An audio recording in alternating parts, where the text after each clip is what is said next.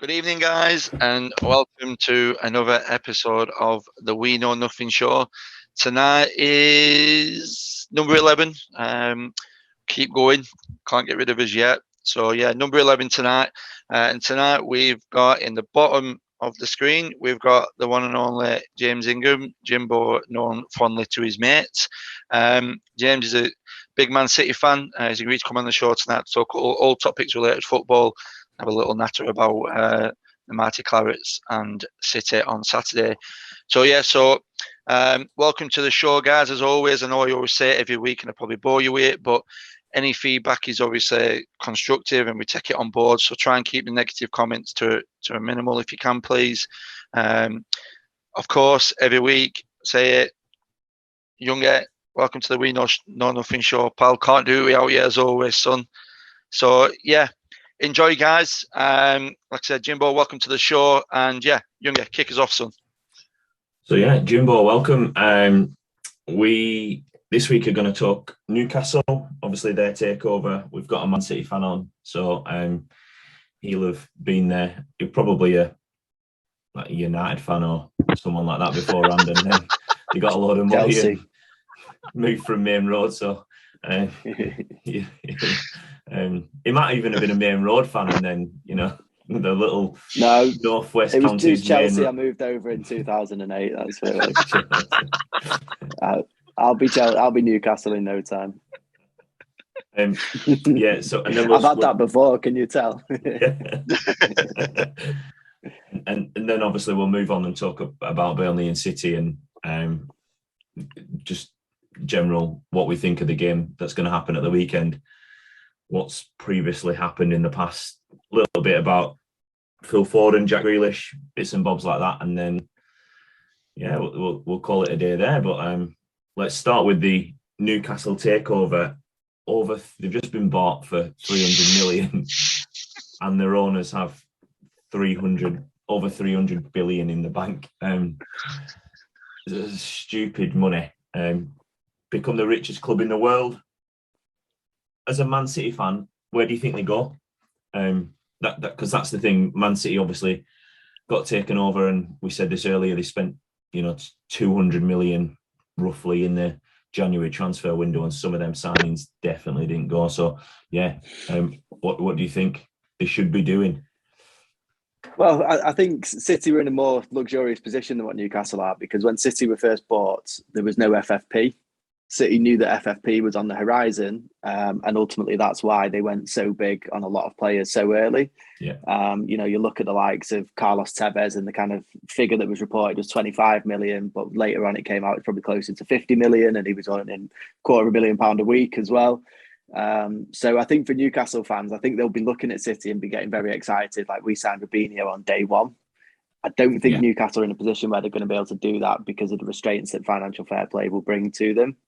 So they need to be savvy. They need to get some decent signings in, some Premier League experience in January. I think the worst thing that could happen to them would be for them to get relegated this season. Could you imagine the Saudi prince in the Championship? That wouldn't be a good start to the reign. At Millwall, away at Millwall. Yeah. At Blackburn as well. Away at Ravens. We don't talk about that on this show. As long as we're in the Championship. They need to get some experienced Premier League players in. I think the defence is pretty poor as it stands at the moment. I know they've been linked pretty heavily with Tarkowski, who's obviously a fantastic player and has been a great servant for you boys. They need to get pretty serious pretty quickly, but at the same time, they need to be aware that financial fair play is out there, and they need to be careful with what they do. Also as well, Steve Bruce. What's your opinion there, boys? Do you think he can see this season through? I feel sorry for him. And the reason why I feel sorry for him is because I've never really rated him as a manager. I've always thought there is something about him and stuff that he's a bit like Marmite. You either like him or you don't. Simple as that. There's no in between with Bruce. He says it how it is, and he had a fantastic playing career, and he's gone into management. He's done all right at some clubs. You can't dispute that. The thing I've got with it is that Steve Bruce was in the same position as Sean Dyche, And what I mean by that is that Sean Dyche has been at our club for so long. He spent the most amount of money a Burnley manager has ever spent. He's just been backed in the most recent transfer window, and they said they'd back him, and they did. Yeah, a little bit. Yeah, they give him a smidgen of what hopefully will be a sign of things to come. But for me, I just think that you've got Steve Bruce who knows the players. He knows the type of player that he will want and will potentially keep them up. And on the flip side of it, he has not had a window where he's got sort of an unlimited checkbook, in the sense of, he doesn't have to go and sign Joe Willock for 20-something million quid. He can go and sign, a couple of players and give him big wages if they get him on the cheap and stuff like that, because he's got the backing behind him. I think he deserves at least a window, and to see it out till next summer, to see who can get in January, to see if he can actually do the job, and then you go from there. I mean, if he keeps him up next season, for me, he'll probably get a golden handshake. Thanks very much, Steve, for your contribution to the club. Here's 5 million, and and then they go and get like a Conte, or go and get someone in like who, for me, the perfect candidate who would go there for me is Mancini, and the reason why I say that is because he did it with City. But I don't think Newcastle, I know they're the biggest club in the world now in the sense of financial wise, but I don't think the project would be appealing for Mancini to leave Italy with the World Cup round the corner. Seeing Mancini at anybody else in the Premier League. He's, to all City fans, he's such a legend. Can you imagine him wearing a black and white striped scarf instead of the blue and white one that he used to run? Listen, mate, I'm not having any sympathy for Steve Bruce. He was Huddersfield manager for about a week, and then sacked him off and went to Birmingham. And he did the same thing to get the Newcastle job as well. Football it's a dirty game. It's dog eat dog. Yes. He did the same to leave Sheffield Wednesday and go and get the Newcastle job. So I understand with the majority. I agree with the majority of your points, but I'm not having any sympathy for him because he's done the same thing to clubs that have employed him previously. I think he was manager at Sheffield Wednesday for about 3 months. Obviously, he had a lot of family issues. I think both his parents died in a pretty short period of time. So had a lot of bereavement leave. And then obviously without actually managing, he then went and resigned and went and got a Newcastle job. And so, I'm not sure sympathy is the right word in terms of the position that he's in. If he does get bumped off straight away, it would be a little bit harsh to do it before his 1000th Premier League or 1000th fixture as a manager. But I think, listen, there's better managers out there. I think the step from Bruce to Conte would be absolutely. I mean, I'd like Conte as Pet's replacement, so Newcastle fans would be licking the lips there. I think there's maybe a step or two between a Bruce and a Conte or a Mancini. There's lots of names being thrown about, isn't there? Yeah, absolutely. I think because if Conte was to come in, what could he do with that defence and with Joe Linton up front? He's not a miracle worker, is he? He needs a squad there to work with as well. What do you think? Well, if Bruce gets sacked, he's going to earn 8 million, so it's not much of a hardship, is it? It looks like he's probably going to take the game at the weekend, as he's probably going to do. He took the training this week, and he's probably going to do media duty tomorrow. So they're probably going to keep him in charge for the weekend instead of having his assistant, because he knows the players. So why would you not? He's not exactly going to make it any worse. If they get beat, they're still in the same position. Yeah, exactly. Maybe slightly worse off. They might drop one place, but are they at home this weekend? Do we know? I don't, but I will find out. That place will be absolutely rocking, won't it? If they are, what an atmosphere that will be. They play Tottenham. I can't for the life of me think if they are at home or away. I know it's a Sky Sports game. But like you said earlier, Youngie, the similarities to City are obviously there. I think every City fan will remember where they were at the moment that we were taken over by Sheikh Mansour. For myself, I was on holiday in Spain with an ex-girlfriend, and we just got checked into the hotel, and we were walking into town to go familiarise ourselves with the place. We walked past the bar with Sky Sports News on, and it said Manchester City were interested in Dimitar Berbatov, and I was like, "Oh, hold on a minute, what's happened here?" On the way back, I walked past, and it said, "Yeah, that they've been taken over." So that was it. You go and pack the shopping. I'm going to sit here for a little bit and find out what's happening. And then a couple of hours' time, there was Robinho turning up with a number 10 shirt. So all a bit of a whirlwind that day. But I mean, you see a lot of people coming in, and a lot of people in the press are talking about the public rights kind of situation within Saudi Arabia and stuff like that. How do you both feel about that? If you were in Newcastle's position, would you be overly concerned about that, or would you be quite happy with kind of like the prospects? Because I think they're kind of guaranteed success, aren't they? It may be a few years away, but it's almost guaranteed now. Yeah, I'm a bit torn, to be honest. Same. We're at a local club, aren't we? That's the thing. We're at Burnley. If we stay in the Premier League, that's, we've done our job. That's the job done. Like, we don't expect anything more when we get into Europe, like we did a couple of seasons ago. It was like we'd won the Premier League anyway. It didn't make a difference to Burnley fans. So having a takeover was massive for us. When he said he was going to spend money, again, massive for us. When it was slow going, it was like, oh, this just feels like old again. When he did spend money, we were all up in arms and like, yes, we've signed a player. It's fantastic. If we had that much money to spend, and it was, like you said, the human rights and all that sort of stuff out there, it is not great. And they're backed sort of by the state, aren't they? So yeah, they've said they're not, they are. And yeah, I think it's a hard one to take, I think, at the minute. Yeah, it was almost a bit of a leading question for myself, because as a City fan, and I know a lot of City fans, it's kind of an accusation that gets thrown at us a lot, about what our owners kind of do, and the way that they run their country, I'd like you. I'm a little bit torn. My opinion is, I'm a football fan. I want to go and see my teams play the best football. I want to see us win as many competitions as possible, and that's all as a football fan you should really be interested in. Let the billionaires and the trillionaires sort out the other aspects of it. If these people are passing fit and proper persons tests when they come to the Premier League, then we should be able to say as fans that's good enough for us. Yeah. But is that fit and proper persons test? Is that up to, is that relevant? Is that up to speed? Yeah, that it should be? It needs to be up to scratch, doesn't it? And we as football fans and Premier League fans, I suppose, we want the best players in the world to play for our clubs, and the only way that we do that is if we have owners of our, especially our top 6 clubs, but all our clubs are passing a fit and proper test and are all willing to put their hands in the pocket. Now, Mark Ashley wasn't, and I'm happy to see that guy go. Albeit, he has kept Newcastle in the Premier League. He has put enough money in the club to keep them steady as a mid-table team, and that's where you'd see Newcastle. Now you're looking at Newcastle in the next 2 to 3 seasons. You would expect them to be breaking into the top 6, knocking one of the big boys off, probably Tottenham or Arsenal at the minute, looking at their squads and looking at how much money they're pumping into them.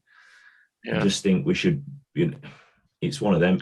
They're doing a City, aren't they? When City got taken over, you were, languishing in the lower reaches of the Premier League / Championship, and a little bit of money and went from there to battered 8-1 at Middlesbrough in the last day of the season before. Yes.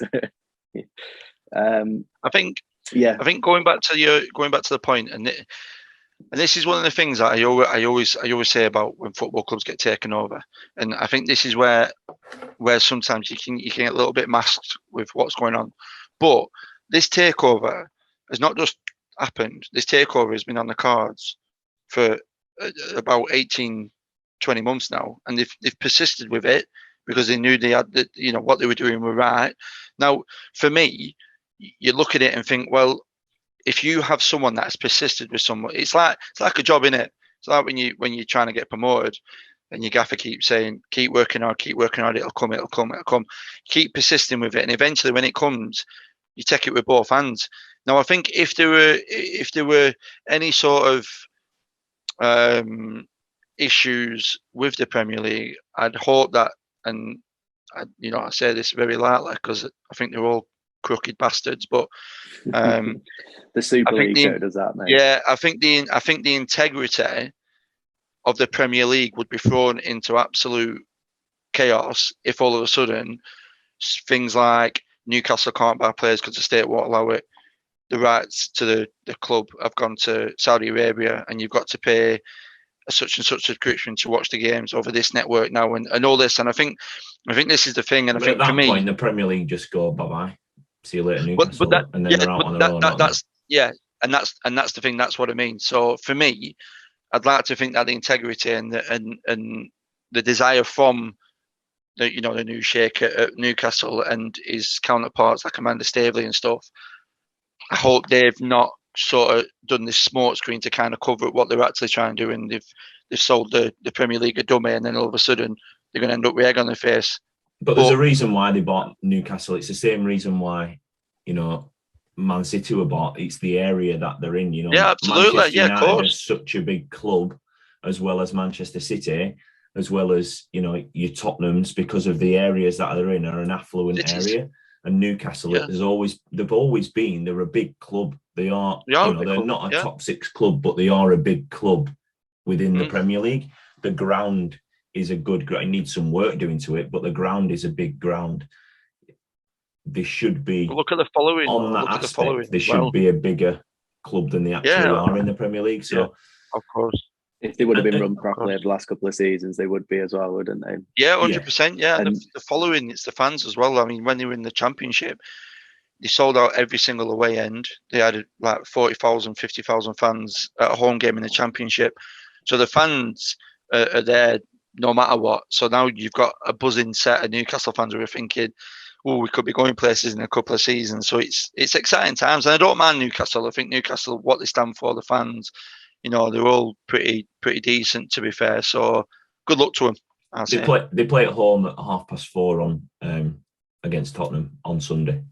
That is going to be absolutely bouncing. Geordies at that. You are worth a watch, definitely. How much do you think they're going to spend in January? I mean, Barcelona, Real Madrid are skint, aren't they? They are literally giving players away at the moment. So a Saudi prince turns up at Barcelona for Coutinho or somebody like that. I think there'll be a real kind of headline sign. City and Robinho, that sort of kind of signing. So yeah, maybe a Coutinho. They've got a load of defenders on the books as well, haven't they? Newcastle. I know there's a couple of lads at United who they might be looking at. Yeah. They do. They're on about signing 4 Man United players. They're on about getting Van der Beek, Martial, Bailly, and who's the other lad? Lingard. Yeah, four Man United players. Now, for me, I think they're going to spend about.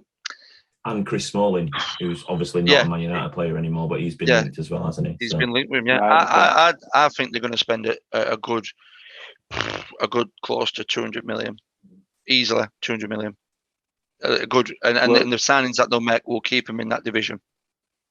A lot of it will depend on financial fair play. And I don't know when the shirts manufacturer contract's up. I don't know when the sponsorship is. But similar to City with the Etihad Stadium and the Etihad across the shirt, fully expect to see Saudi Airlines or Saudi arguably Telecom got enough money just to buy it themselves out of them contracts, haven't they? That's the thing. Yeah, and massively overpopulate what that stadium's worth to sponsor it. And absolutely. City got a £400 million deal over 10 years for the naming rights of the Etihad. So yes, look out for things like that as kind of savvy ways to pump in a little bit extra money into the club. But like you said before, Mark, I think it's great for the Premier League. Taking away all the kind of backstory that we've just discussed, I think you get another really competitive team in there. Somebody else challenging at the top of the table, and ultimately, as a Man City fan, I really kicked off about the Super League. And if that Super League would have been in place, then this takeover wouldn't have happened, because there was no kind of progression for a team like Newcastle as there is with Burnley at the moment. So basically, what we all kind of stood up against with the Super League has now we've been proven right, basically, because these people can go in, buy this club, and turn them into a Champions League team, and that's what we all wanted to happen, really. So, like I say, I'm all for it. I think it'll be good for the league, and it'll be good for competition across Europe as well. Well, anyway, I think that's enough on Newcastle now. I think we'll move on to Burnley City, and we'll talk a little bit about that. But we'll quickly go on to City and their strikers and their false nine. And I know we talked about it earlier. We were hoping that, or you were hoping that Torres would be fit. We, as Burnley fans, are quite happy that he's not, to be honest.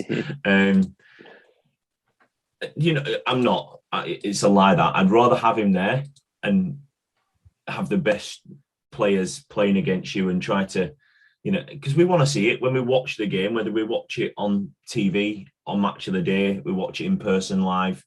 You want to see the best players playing. That's why season tickets are sold. That's why people buy tickets on the day. That's why people buy subscription to Sky Sports so that they can watch these players play in the Premier League. It used to be about watching Champions League football and things like that, but I think it's moved on a little bit from that now. And, for me, it's the only area of the pitch I think that City are a little bit lackluster in at the minute is that that striker role. I'm really shocked that they didn't just move heaven and earth and when they've spent 100 million on Jack Grealish, and we'll go into that in a minute.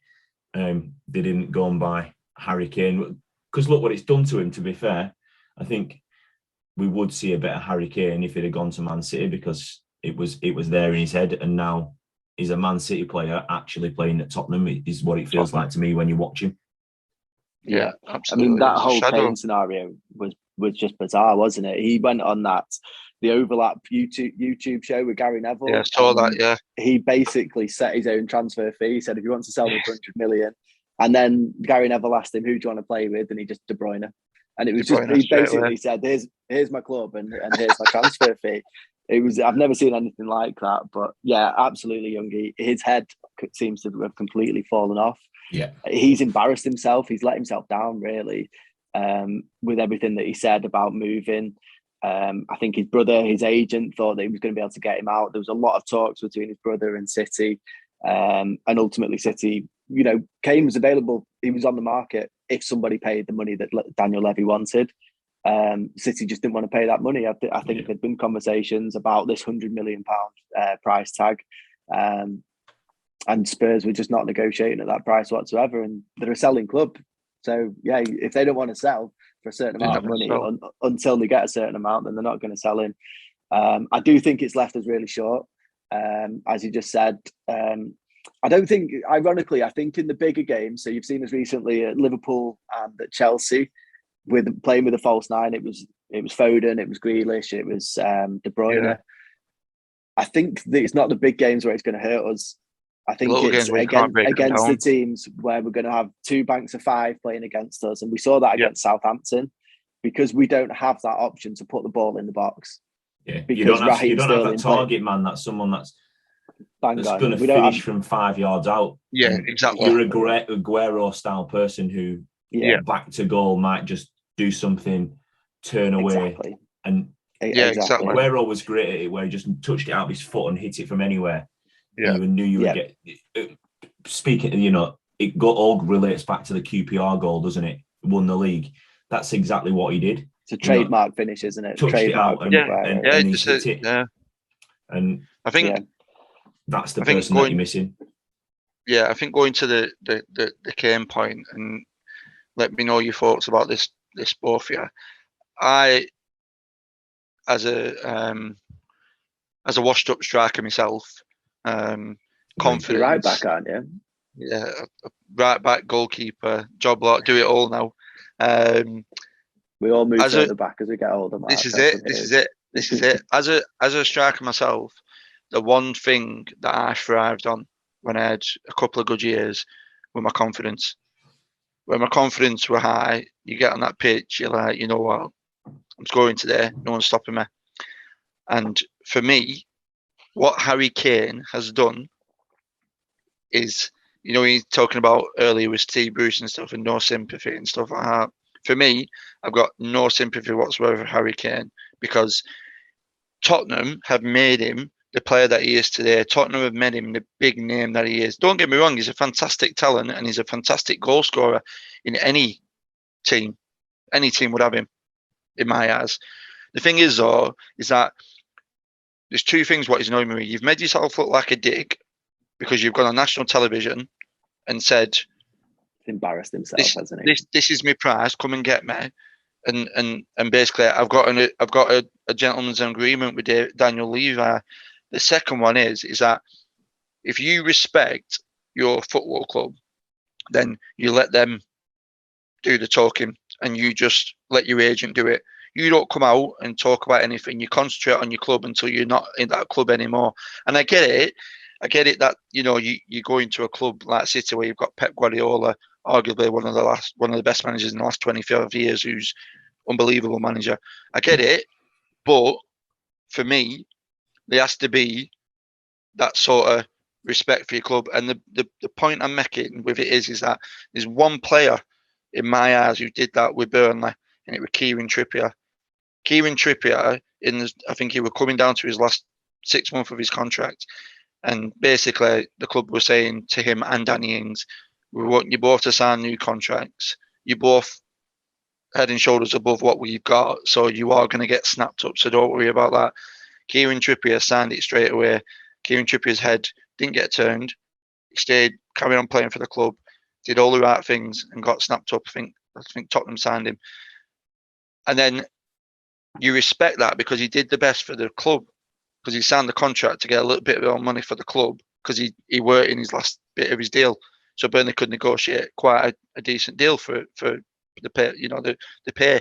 But what Harry Kane's done is Harry Kane has shot himself in the foot massively, and now that once untouchable player at Tottenham now is looking like a little bit of a muppet because he's got egg on his face. So for me, Harry Kane should not have. Hey, oh, we've got some props on the screen. Where's that come from, Younger? You got like a conveyor belt or what, son? That's it, mate. But for me, I think he should have just left it to the important people behind him and let the deal go naturally. And when he did that, all of a sudden, if I would have been leaving, I would have been looking at it and say, right, you know what? You're not going now. He shot himself in the foot in my eyes anyway, because Pep Guardiola is now not going to go and sign him. I think it's as simple as that. Now. I still can't. I can't see. I think it's past him. I can't see it happening now. I agree. I think there's a younger player coming through, and I've written his name down here because transfer links are at the minute massively. Haaland and Harry Kane is obviously still there because you know what the media like. They don't like to get it out of the way. But for me, I would be doing everything I could if I was Pep Guardiola, trying to bring in Haaland just because he's that man. He's that target man. He does do that where he just touches the ball out of his feet, and smash, especially on that left, and it's lethal once he opens his body up and he hits it with that left foot. So yeah, you know, that's where I would be going if I was him. But obviously, I think going back to what Mark was saying, just about the kind of the contractual side of things, Harry Kane's tied into a 6-year contract at Tottenham. Yeah. Who the fuck advised him? Am I allowed to swear? Sorry. Yeah. Who advised him to sign that contract? You know, his brother, Charlie Kane. 3 years ago, they'd won nothing and he'd been there for a long time and he'd agreed to sign a 6-year deal with no buyout clause. Now, if you compare that to the Jack Grealish deal that was done pretty quickly, Jack Grealish signed 12 months ago, he signed a new contract at Villa. And in that contract, they put in a £100 million buyout clause if the Champions League team came and bought me. So that is looking after himself because he wants to play in the Champions League, and he's looking after his boyhood club as well, making sure that he gets big bucks in for him. Exactly. That's what's happened. Sensible decisions by his agent, that isn't it? Absolutely.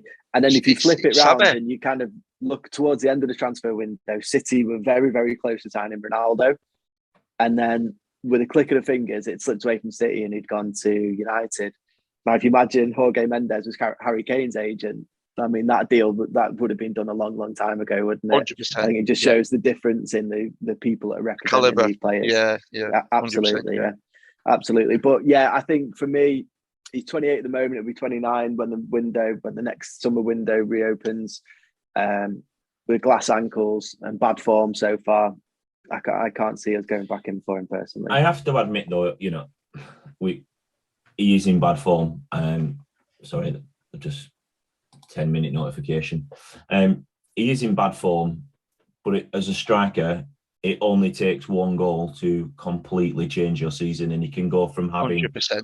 one goal now to having 10 by the end in 2 weeks' time, just because he might get one at the weekend against Newcastle, and then he'll go and bag hat-trick in his next game, and you know, a couple of goals a game after. That's how football is, and that's why we love it so much. That's why we're happy to sit here and at 9:20 at night and talk random rubbish about it, to be honest.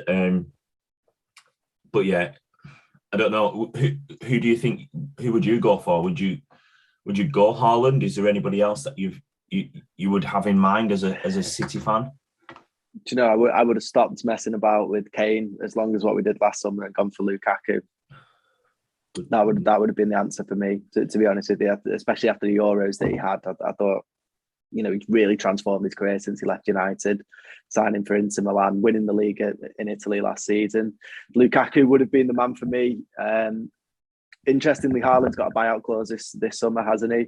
75 Which I million. think something like that, isn't it? It's not a massive amount, but what that will bring is a lot of other clubs, and it'll basically go to auction. Who is going to pay the highest signing on fee? Who's going to pay Mino Raiola the biggest agent fee? And where's who's paying the biggest wages? There's only 3 clubs that can do it now, though, aren't there? Realistically, well, yeah, obviously, like we say, Chelsea have signed Lukaku, so they're not in the market. So it's City, it's United, and it's probably Real Madrid if they get their finances in order across the season. Were they the 3 you were thinking of, Youngie? They weren't, to be honest. Newcastle were going to be one. Of course, yeah. They've just become the richest club in the world. I forgot all about them. PSG, potentially, because, they're always in the market to sign someone big. But how the hell how would they fit all 4? I suppose Mbappe. Well, Mbappe wants out, doesn't he? So Mbappe could be on his way back to Madrid, and Mbappe will go to Madrid, and that because I think that deal's already done. They'll announce it in January. Deal done, free transfer, whatever, sign on it. And I think I did hear rumours that Real Madrid are looking at the potential of having Mbappe and Haaland as the mate, and that's what I'm saying. You look at that, and all of a sudden, Mbappe and Haaland in the same team. But then, what comes with it then is, who else will go for him? Man United won't go for him. Man United won't go for him because the reason why Man United won't go for him. Didn't Ole used to manage him in Norway? Yeah, but was he his the reason why but the reason why I don't think they'll go for him is a couple of things. They've got Ronaldo, who will be there next season. Cavani won't be there next year. Cavani won't be there. You've got Greenwood there, who's potentially going to be a striker, learning from the best at the moment. He's a brilliant player, Greenwood. Yeah, unbelievable. And then what you've got, if you go and sign Haaland is your marquee signing. Wherever he goes in the summer, he's the marquee signing. Haaland's not going to go to Manchester United and play second fiddle to Ronaldo. Ronaldo's going to play second fiddle to Haaland, and Ronaldo won't play second fiddle to anybody. And that's not because Ronaldo's an arrogant pig. That's just the fact of what kind of mentality he's got. He's number one in his eyes, and that's a great mentality to have.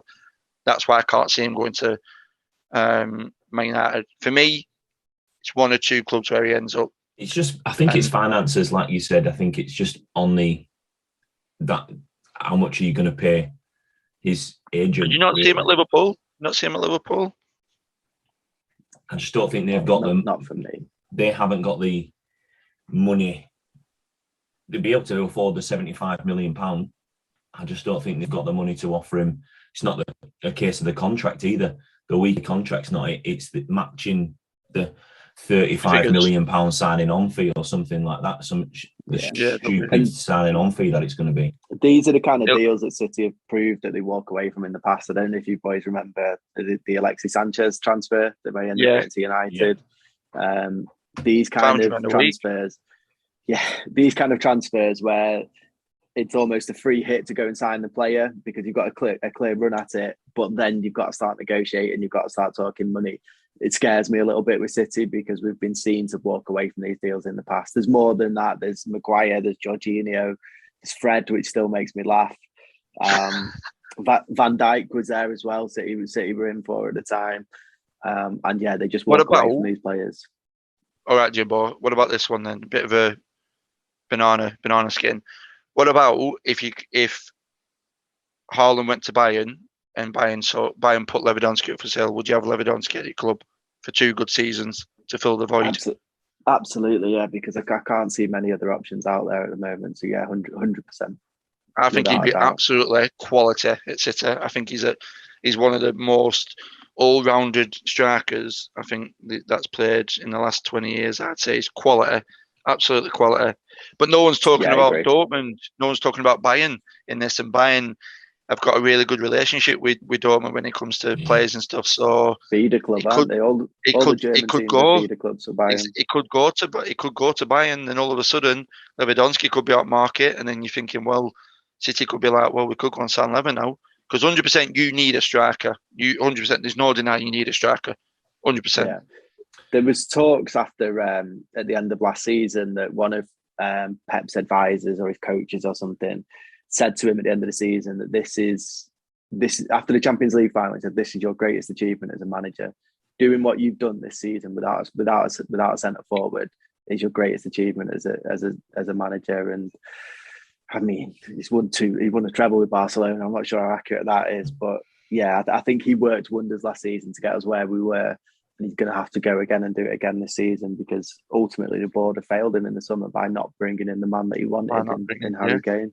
Yeah, I agree. Moving forward, Manchester City. I want to dive into two of your talented young English players that you've currently got. Obviously, one of them you signed from Aston Villa for 100 million.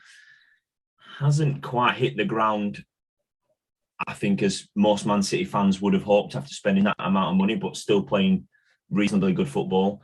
But Phil Foden, he's in a class of his own, is he not, at the minute? He's, I would say, arguably up there with the best player in the Premier League on standard of football that he's playing at the minute.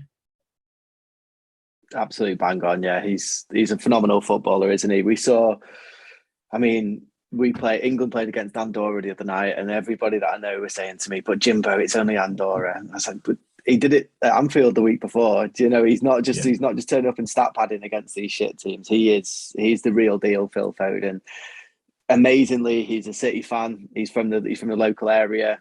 And yeah, he's an absolutely brilliant footballer. I remember a few years ago, boys remember the 18-19 season when City got 98 points, Liverpool got 97 points, and City won the last 14 league games in a row. Yeah. We played Tottenham at home and he scored a header. We won 1-0. He was 19 years old, and he was a massive part in us winning that Premier League in that season because of that performance that he put in that day. And that was 2 or 3 seasons ago. We look at him last season, the development that he had, especially in the big Champions League games towards the end of the season. He scored at home against Dortmund in the quarters, and he scored away against Dortmund in the quarters as well. He was fantastic in the 2 games against PSG. He absolutely murdered their defence. Kimpembe, he just had him on toast. It was fantastic to see. And this season, it seems like he's been injured for a long time. I think he missed about 12 weeks. He got injured in the Denmark semi-final. He actually came off the bench in that semi-final and changed the game for England as well. I don't know if you boys remember it. Came on for Saka and was absolutely electric. And I reckon he was going to start in the final, but got himself injured. He got himself injured in the most bizarre way. So Harry Kane scores the rebound from the penalty. Kane goes sliding into the corner and Foden's chasing him. And instead of celebrating with him, he goes and starts kicking the advertising boards. And he's fractured a bone in his foot or whatever it is. Like, do you remember the Newcastle player, Kit Spire, that did that? When he started going nuts? So yeah, Foden did a similar thing, just pure emotion coming out. And he ended up missing 10, 12 weeks. But I think in those 10, 12 weeks, he spent a lot of time in the gym. He's put on a lot of muscle. He's a lot bigger this season than previous seasons that we've seen him. And every game he plays, he's the best player on the pitch. And that's with Kevin De Bruyne playing alongside him, who for me over the last 2 or 3 seasons, along with Mo Salah, has been the best player in the league. And Foden is hitting these levels week in, week out now. I genuinely couldn't tell you the last time I saw him play a bad game.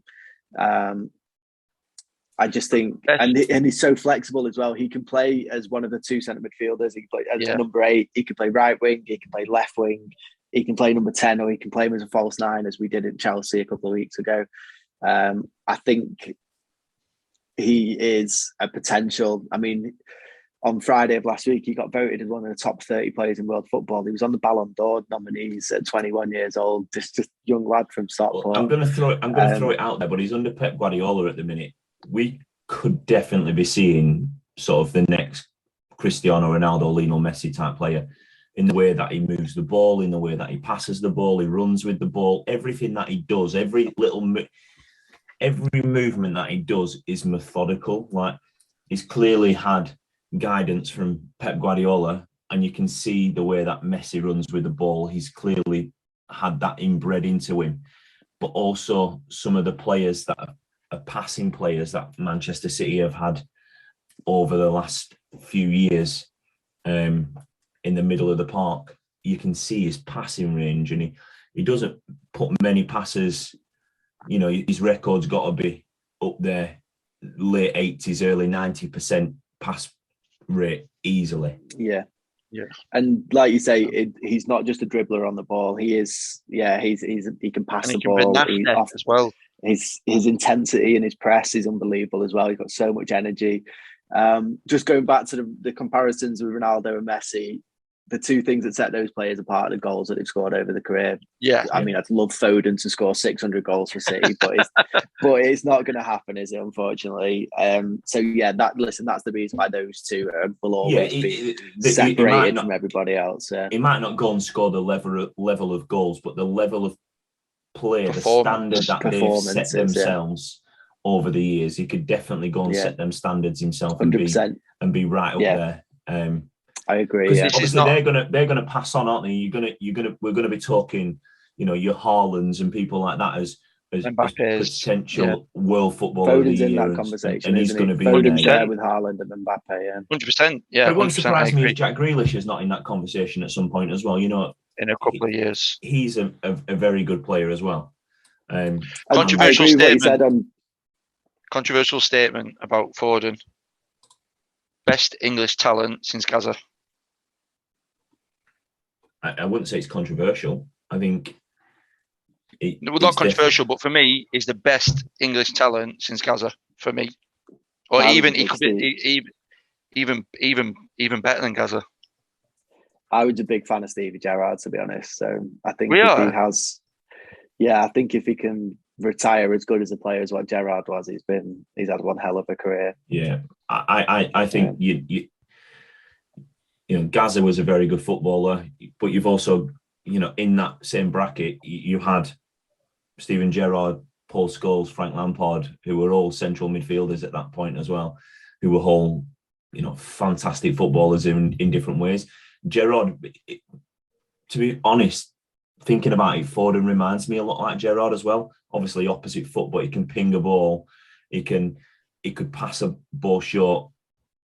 Gerrard had a running game in him as well, to be honest. And it won't be long before there's a lot of fans where that ball's coming to the edge of the box and they're screaming Foden. You know what it's like. As an England fan, as a football fan, you were waiting for that ball to come back, and it was Gerrard, Scholes, you know. And I can see that with Foden as well, like edge of the box stuff, in banging in 30-yard screamers in FA Cup finals and things like that. Moving on to Grealish then. I kind of agree with the sentiment that you touched on earlier, Youngie, that I think he's had a decent enough start, but for £100 million, he's nowhere near kind of justified anywhere near that price tag yet. But obviously he's a quarter of a season in. There's a hell of a long way to go for him. I think he's shown glimpses of what he will bring to us. Yeah. Interestingly, when we signed him, all the talk was he's playing in that central midfield role. He's going to be playing alongside De Bruyne. And we've not seen that apart from the first game away at Tottenham, when we had hardly any squad to choose from, or there was a lot of players who were still coming back. We've not seen it apart from that one game. We've seen he's played the left wing, and it's only really been him that's played left wing. He played false nine at Anfield in the last game, and the game just passed him by. He was a bit of a passenger. But no, there's certainly been signs to say that he will come good for us. And obviously, it's very early days, and definitely the best is yet to come out of Grealish. Yeah, I just wish he'd stop going down as often. Like I know he gets some treatment, and £100 million man with his socks rolled down and his Alice band in, he's going to get booted a lot. Mm-hmm. Don't half make the most of it. Yeah, for me, it's got to have that transition period. You know, when you sign a player from abroad, a foreign player comes in, they always get given that year to settle. You know, grace period, don't they? Let's there's no bones about it. Aston Villa, mid-table Premier League side, pushing, top 8 realistically occasionally. And he was that heart and soul of that side. When he was missing towards the end of last season, they went off the boil big time. Yeah, they did. He's gone into and he was a big fish in a small pond. He's now gone into a pond where everybody is, if not a level above him, very, very similar level to him. And if not a couple of levels above him when you're talking about Kevin De Bruyne in that bracket. And he has to learn how Pep Guardiola wants him to play. He has to learn how his new teammates want him to put. Because at Aston Villa, it was give Jack Grealish the ball, let him run. If he gets a free kick, we'll put it in box. We'll try and score a goal. Yeah, we'll play around him. Yeah, exactly. You've got world-class free kick takers, but they want to pass the ball a lot. They want to keep the ball. They want to keep it moving. I think you've got to be the highest pass rating team so far this season already, on the amount of passes that you've made, because you're trying to build and create chances. It's the ticky-tacky football that Pep Guardiola is known for playing, isn't it? I think I think with Grealish, I think Youngie made a great point about the big fish, small pond mentality, and I think that's never been so apparent with Grealish at the moment. I was very happy when they said he was going to City, and not from a Villa fan's point of view, of course, but from a neutral, because I knew that Pep would be able to hopefully take his game to the next level, and him playing with players like De Bruyne, Sterling, Foden, Ferran Torres, who's coming through, players like that who will up his game every day in training and stuff like that. I think my concern with Grealish is that, like the last 2 games I've seen him play, and like Jimbo mentioned it earlier, that passed him by. He played against PSG, he played against Liverpool. They're the 2 games I saw him play. Now, there has got to be that transitional period, because he has to learn how City play, and he has to get into that DNA of what Pep Guardiola's instilled into that club. But there were a little bit of concern, the fact that he didn't really turn up in both games. And they're the games when you're going to a club like City and you've got a massive price tag. For me, if I were Jack Grealish, they're the games where I want to stand out and be like, I'm justifying my price tag, and I want people to be talking about me after this game. And unfortunately, I was talking about him, but I was talking about him, his performance was flat. Didn't seem to get to the intensity of the game. And I think that may be one or two things. He might be a little bit like daunted by the size of the challenge that's in front of him now, because obviously he's playing for a massive club, who want to win, who's competing on every front.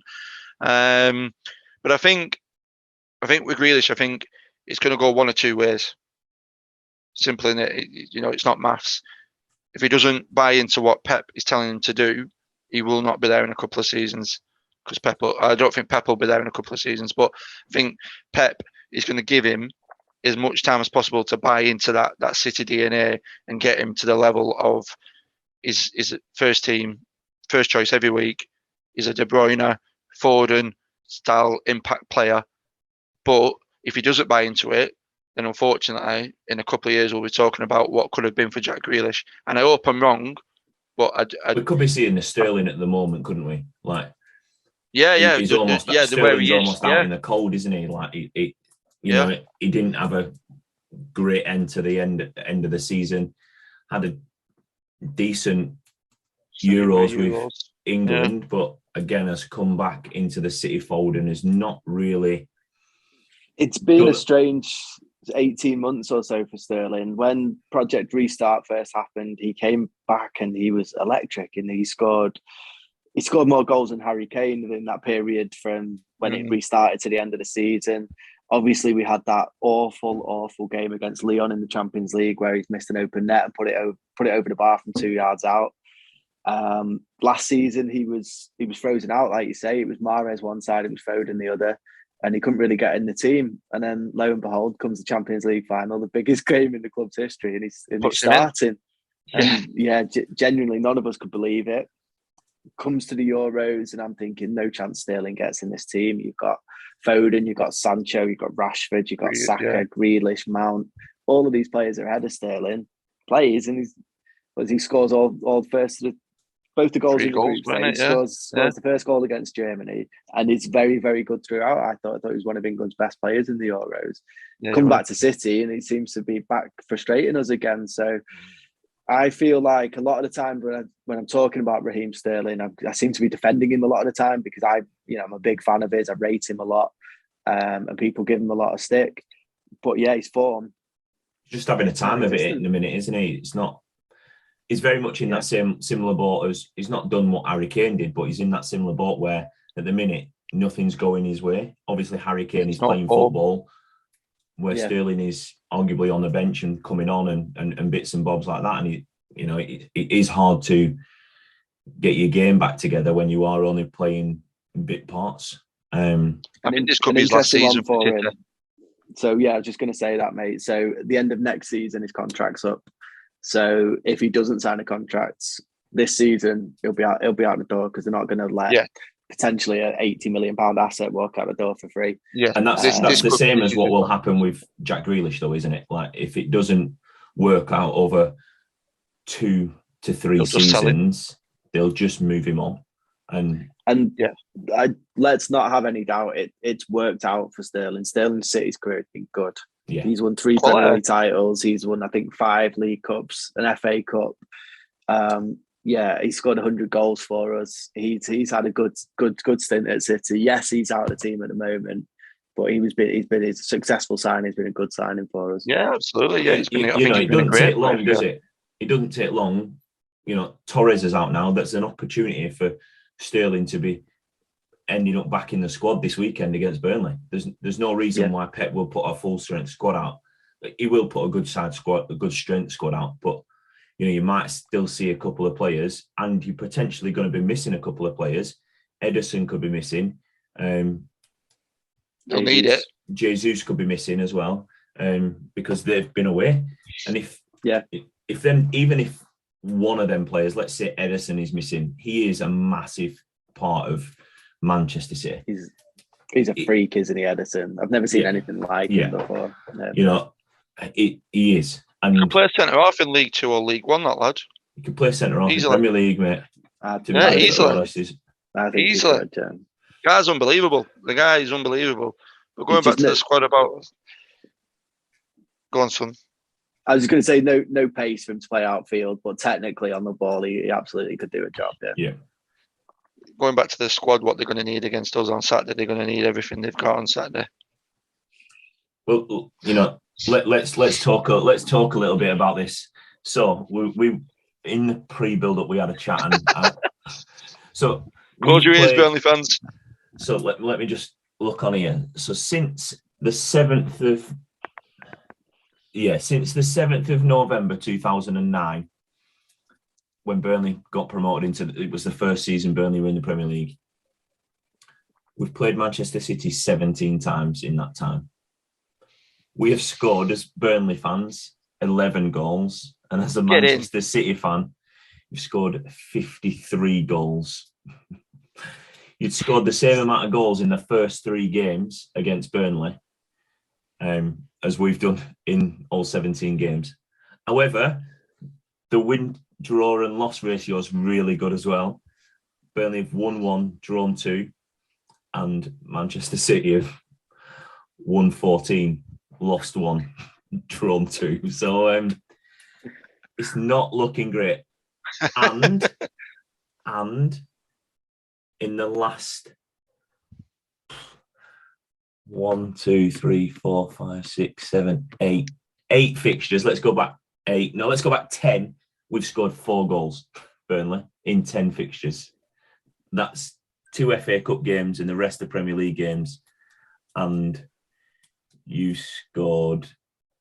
Is it safe to look yet? Or what? 15 in the last 4 games against us, and we haven't scored in the last 4. So it's not looking great for a Burnley win tomorrow, to be perfectly honest. Tomorrow on Saturday. I would take a point right now. But 100%. the thing is with Burnley, you never know what you never know what Burnley's gonna turn up. It could be that Burnley that are absolutely solid as a rock at the back, and it's not going to be because Ben Mee's not playing, but absolutely solid as a rock at the back, and we don't concede anything, and Nick Pope's on fire and pulling worldies off, and we nick a goal. We did it against Man United. Robbie Blake scored a worldie of a volley, and we won 1-0 in one of our early Premier League seasons. And we've done it a couple of, we've got a couple of draws early on in there, and we've got that famous 1-0 win. Go on, Georgie Boyd. Back in 2015. That was a screamer as well, wasn't it? It was a great What a goal that were. Yeah. What a goal. And, although we've lost 5-0, 3-0, 5-0 and 2-0 in the last 4 Premier League games, we've been involved in them games. It's not like you've run over us from start to finish. We've been involved in them games. The first 25, 30 minutes, a goal sets the game up. And then what happens is you always know Manchester City are there and going to be banging on the door. And look, I'm a Burnley fan, but I realistically can't see anything but a Manchester City win at the weekend. And that's being realistic. I think just kind of talking about, you're in the game a lot of the time against City. I think for teams coming to, certain teams coming to the Etihad, 1-0 down at half time isn't a particularly bad result because you are, like you say, you're still in the game. If you do concede an early goal, there's no real kind of pressure on you to change tack. And, if it's 1-0 at 10 minutes, then that's when you can kind of let the handbrake off a little bit. Sorry, 1-0 down with 10 minutes to go, you can kind of let the handbrake off a little bit and then, putting balls in the box and getting them forward and things like that. You run the game, aren't you, at 1-0? Yeah. But I think looking at, you touched on it before, Jesus and Edison, their game finishes at 1:30 a.m. Friday morning. So they're getting a private jet back from Brazil. I can't see. I mean, maybe Edison will play. I think Jesus had a really strong start to the season, but I don't think he'll be playing based on the international commitments that he's had. Mahrez seems to have a phenomenal record against Burnley. Seems to score a hat-trick against you pretty much every time he plays. Yeah, he hates us. He carried that on when he was like that when he was at Leicester, to be fair. Yeah, I remember him scoring a header. He was having an awful game. And I actually went with Mark, to be honest, at Leicester. And no, we did, yeah. That's when we drew 2-2, weren't it? Whipped a ball in at the back post. And I don't know, he looked like he was about to just header it out to the corner. And it hit him in the side of the head and ended up in top in roof at net. And he ran off celebrating like he'd won World Cup. But yeah, it was one of my headers, that. But now he seems to just pop up and score. That he's got a wand of a left foot, hasn't he? Yeah. So technically gifted. Yeah, he's fantastic. He's unbelievable player. I can't see. I think the thing is for me on Saturday. I think the City. What I've seen from the City games is that, like you were saying, Young, we've been there and thereabouts in the games and stuff, and they've not really run over us. But what kills us is our ability to switch off for a good 15 minutes, and all of a sudden we're 2 or 3-0 down, and then all of a sudden we don't have the quality to get back in the game, and then all of a sudden it's just backs to the walls. I would love to see us keep it as tight as possible, go with a nice solid 4-5-1, play McNeil just behind Chris Wood, pack the midfield out, pack the defence out, let City come on to us a little bit, try and break us down, get to half time, like Jimbo was saying, at 0-0, maybe 1-0 or whatever, and then see what City have got in that second. I said, well, come and break us down, and let's see if you've got all this power, you've got all this spend, let's come and break us down. But for me, the record speaks for itself, and that's not saying that Burnley are crap, because that City have got that record against a lot of teams. But I just think going back to your point about Ben Mee, I think Ben Mee's been shocking this season. I don't think he's had the same kind of intensity. I don't think he's been as good as he's been at all for me to start with this year.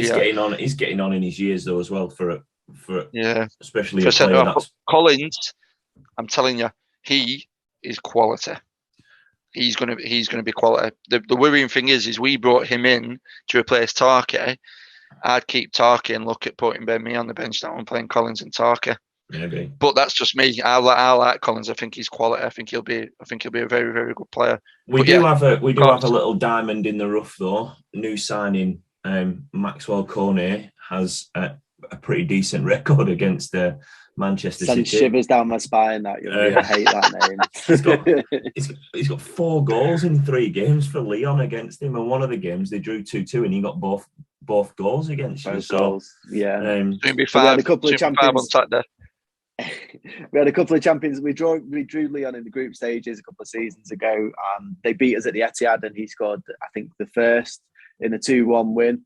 And then we went away to their place and he bagged both, like you say, in the 2-2 draw. And then that awful night in the Champions League when they did the knockout games in the Champions League after Project Restart, again, he scored in that against us. He scored the first in that. So I've seen him, live, so to speak, 3 times against City. And, what a player you've signed there. I said to you both before we started recording, genuinely surprised that, an Everton, Tottenham, somebody like that weren't looking at him, because he is, for me, I think he's absolutely brilliant. The kind of, if you the people listening or yourselves haven't seen too much of him, the kind of player that I'd liken him to is Alphonso Davies, the left back at Bayern Munich, the Canadian lad. That kind of direct pace, power, lots of technical ability. Brilliant signing for you. Really, really good signing. And cheap, with 15 million, was he? Yeah. So is that all it cost you? Yeah, around about 13-15 million. I remember watching his first game for Burnley, and he just looked like he came off the bench and he just changed our whole mentality. I think that was against Newcastle, to be honest. Against Arsenal, that. Against Arsenal, yeah. I knew it was someone shit. And relegation he just changed the game. He just livened us up, and we looked like we might go and win the game at that point. And it's all I can say is, if he scores 6 at the weekend, we still get beat 7-6. It's just the way it goes. Is he back fit then? Is he? Because he got injured in that Leicester game, didn't he? He's back in contention. Yeah, he played. He was on the bench for Ivory Coast midweek. Okay. I don't know if he came on, but Darch has released a press conference there saying that he's trained, he's available, which is fantastic for me, because for me, I liken him to St. Maximin for Newcastle. Is the one player in that team who has that spark to do something special in a game, and I think Burnley haven't had that since Stephen Defoe. A lot of people rave about McNeil. I think McNeil's garbage. I think he's lazy. Don't like him at all. Controversial opinion, isn't but it? I think for me, I think he is now that player in our team that no matter what kind of game it is, every time he gets on that ball, there's something special going to be done, or there's something just his movement and his all round footballing ability. Till his first goal at the weekend's for City. 100%, yeah. Own goal. He'll score for City at weekend. Where you been playing him? Left back or left wing? No, he's playing left wing. He's been playing left wing. But because when I mentioned earlier on the pre-call what we were saying about Burnley's mantra, about the defensive structure, he fits into that because he's played left back for Leon. So his defensive side of the game he's got in abundance because he's done it at Leon.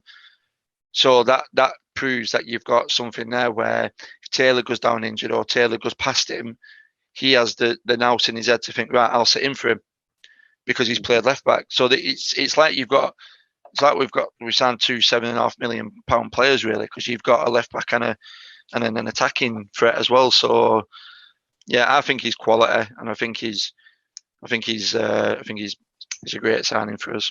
Fantastic signing. But I'm going to go at the weekend.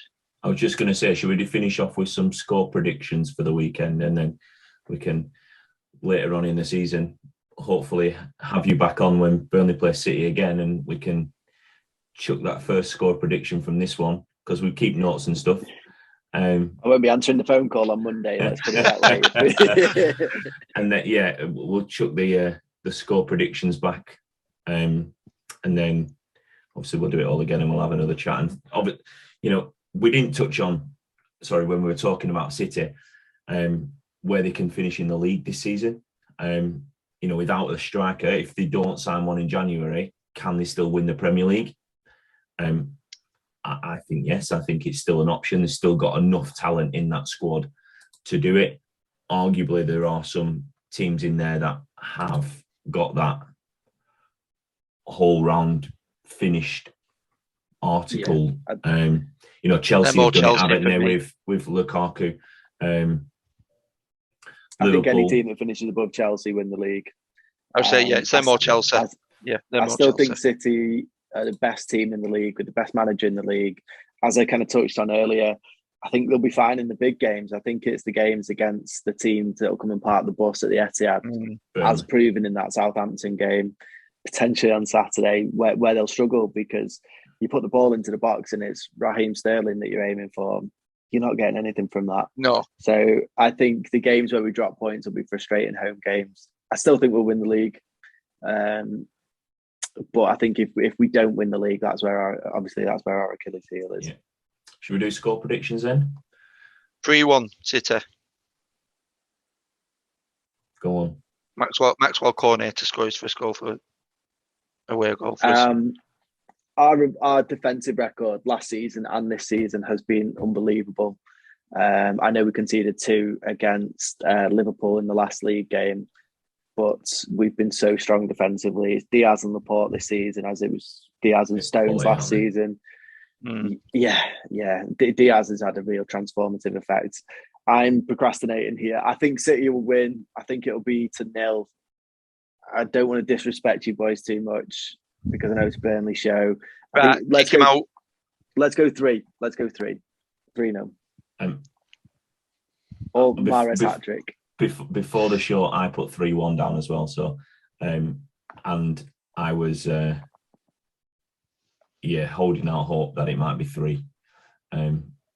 If Man City are on Man City football, then we could see 5 again. If Man City don't play, we could see Burnley nick a 1-0 win, or a 0-0 draw, something along them lines. But I fully expect a Man City win, to be perfectly honest. Just on the form, like you said, it's they've not really conceded many goals. They don't look like conceding goals.